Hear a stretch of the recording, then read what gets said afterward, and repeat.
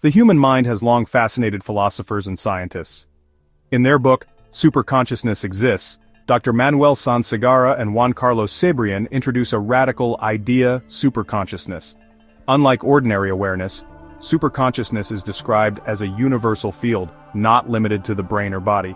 The authors argue that our daily consciousness is just a localized expression of this vast, non-local field. Imagine our minds as drops in a boundless ocean of awareness. Superconsciousness, they claim, connects all beings and transcends individual experience.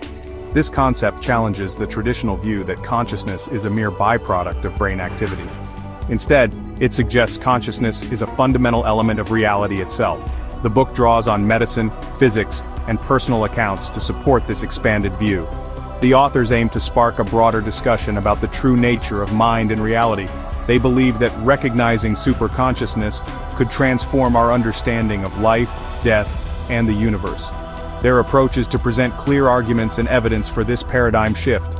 Superconsciousness, in their view, is not about intelligence or speed of thought, it's about a deeper connection to a universal source of awareness. This connection, they suggest, may grant access to knowledge and experiences beyond our senses. The book's central goal is to make the case for this expanded model of consciousness. By exploring diverse fields, the authors hope to bridge gaps in our current understanding. They invite readers to question long-held assumptions about the mind. The following scenes will unpack their main arguments and evidence. Let's begin by examining how science currently views consciousness. Neuroscience often views consciousness as a product of brain activity. Thoughts, feelings, and memories are seen as results of neurons firing and chemicals interacting. When the brain stops, so does consciousness. At least according to the materialist model, this view has driven much research and shaped our understanding of mental health. Brain damage can erase abilities supporting the idea that the mind depends on the brain. Imaging technology links mental states to neural patterns, reinforcing this perspective. Yet the authors of Superconsciousness Exists argue that this model is incomplete. They point to cases where consciousness seems to persist even when brain activity is minimal or absent. Such phenomena challenge the idea that the brain is the sole generator of awareness. The book suggests these anomalies may be clues to a deeper reality. If consciousness can exist without a functioning brain, perhaps it is not just a product of biology. The authors propose superconsciousness as a framework to explain these mysteries. This idea opens the door to alternative models of mind and reality. It invites us to reconsider what we know about the relationship between brain and consciousness. Next, we'll explore the author's perspective in more detail. Dr. Sansegarra and Mr. Cebrian challenge the materialist view of consciousness. They liken the brain to a receiver, not a creator, of consciousness, much like a TV receives signals rather than producing the shows. This analogy helps explain how consciousness might exist independently of the brain. The authors highlight cases of people reporting vivid experiences during clinical death, when brain activity is undetectable. Some recall events or conversations with surprising accuracy despite being unconscious. If the brain alone produced consciousness, such experiences would be impossible. The authors argue these cases suggest consciousness can operate apart from the body, at least temporarily. They also discuss non-local consciousness experiences that hint the mind isn't confined to the skull. Examples include shared awareness or unexplained connections between people. These phenomena, if real, point to a consciousness that transcends biology. The authors build a case that the materialist model can't explain all the evidence. By proposing superconsciousness, they offer a broader framework for understanding mind and reality. This shift could have profound implications for how we see ourselves and the universe. The next scene explores one of their key pieces of evidence, near-death experiences. Let's take a closer look. Near-death experiences, or NDEs, are central to the author's argument. People report vivid perceptions, peace, out-of-body sensations, encounters with light or deceased loved ones, while clinically dead.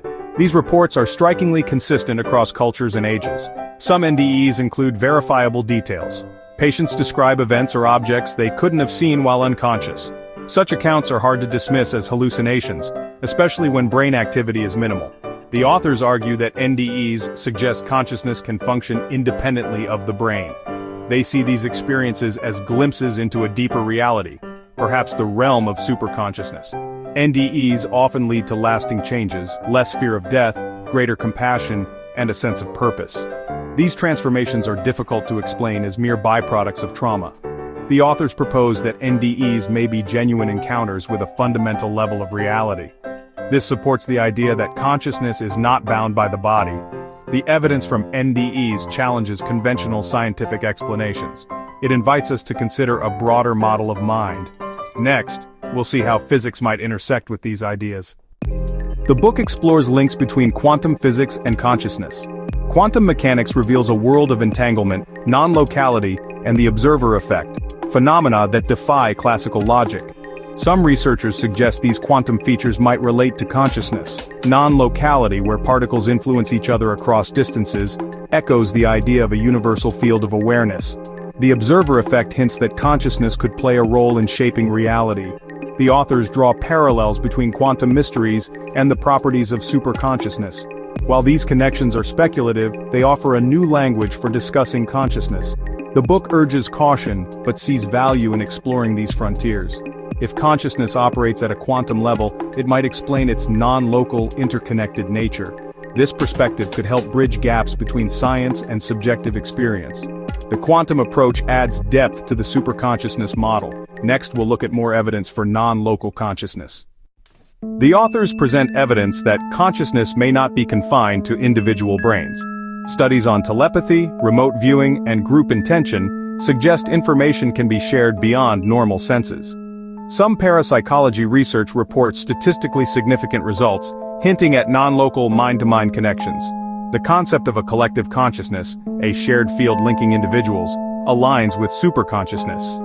Experiments with group meditation or random number generators show possible effects of collective intention on physical systems. These findings, while controversial, suggest consciousness can act collectively and influence the world. Anecdotal stories of synchronicity and shared experiences further support the idea of interconnected minds. The authors weave together scientific and personal evidence to build their case. They argue that non-local properties of consciousness point to a universal field. This challenges the view of mind as an isolated phenomenon. The evidence invites us to rethink the boundaries of consciousness. Next, we'll explore the implications of this new model. The authors propose a radical shift. The brain is a receiver, not a generator of consciousness.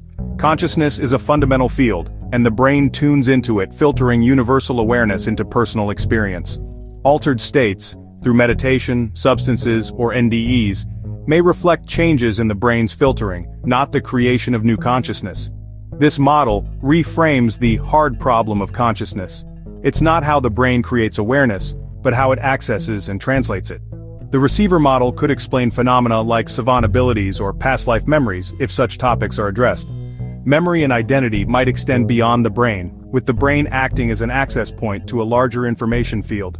This approach unifies diverse experiences under a single theory. It challenges the dominant neuroscientific paradigm and invites new research directions. The model suggests we are more than our brains, we are participants in a universal field. This has profound implications for how we understand ourselves. The next scene explores the broader impact of this perspective. How might accepting superconsciousness change our lives? Let's find out. Embracing superconsciousness could transform our sense of self and our relationship to others. Seeing ourselves as part of a universal field may reduce isolation and foster empathy and compassion. The idea that consciousness survives death could ease fears and reshape end-of-life care. Reports from NDEs support the possibility of awareness beyond physical existence. Science might expand to include subjective experience, integrating it with objective study. This could lead to new models of healing and mental health. Acknowledging superconsciousness encourages a more holistic approach to the mind. On a societal level, recognizing interconnectedness could inspire cooperation and sustainability. If harming others is seen as harming ourselves, a global ethic of unity may emerge. The authors see superconsciousness as a transformative idea, not just a theory. It has the potential to reshape civilization for the better. The next scene will synthesize the case for superconsciousness. Let's review the main arguments. Superconsciousness Exists presents a bold argument. Consciousness is a fundamental, non-local field connecting all things. Our minds are localized expressions of this universal awareness, with the brain acting as a receiver. The authors draw on near-death experiences, quantum physics, and evidence for non-local mind effects. These elements challenge the materialist view and suggest a deeper reality. Accepting superconsciousness could transform our understanding of life, death, and our place in the universe. It offers hope for continuity beyond physical existence and encourages empathy and responsibility.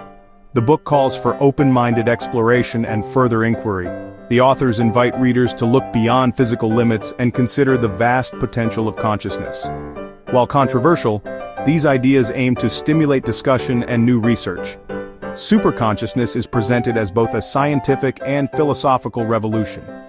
The book is a thoughtful exploration of what it means to be conscious. It suggests we are far more than our physical selves. The journey to understand consciousness is ongoing. The authors hope their work inspires others to join the quest.